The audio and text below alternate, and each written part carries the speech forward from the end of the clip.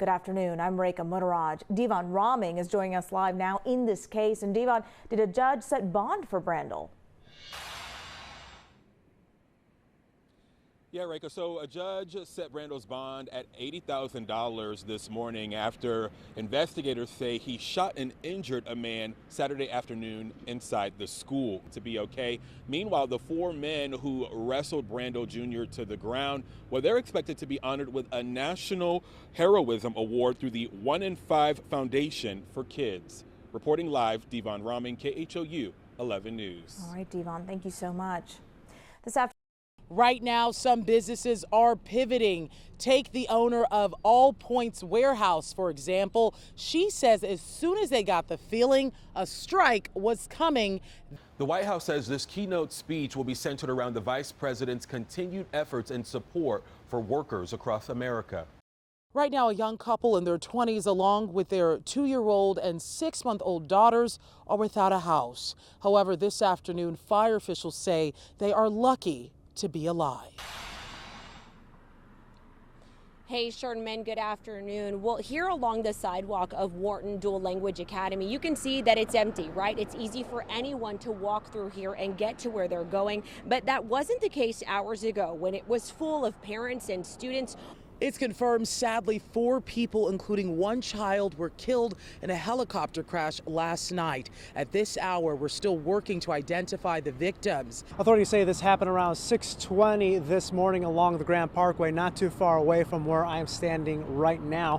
What the Harris County Sheriff's Office is able to piece together at this moment is that someone in a vehicle shot at another vehicle, striking a man driving that car multiple times, sending him to the hospital.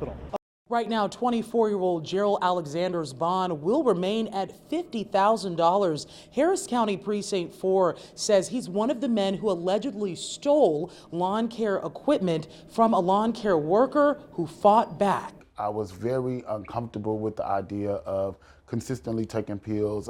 I moved around a little bit. I've stayed in D.C. and I've stayed in New Orleans. Holy Family Nuns, and they are It's away from St. Nicholas. Our Mother of Mercy in 5th Ward is approaching its 96th year since its founding. Up there on the balcony are paintings of Black Catholics on the road to sainthood. Just steeped in Black history, right? Especially being here and established their own Catholic parish at that time. And that fact is amazing to me.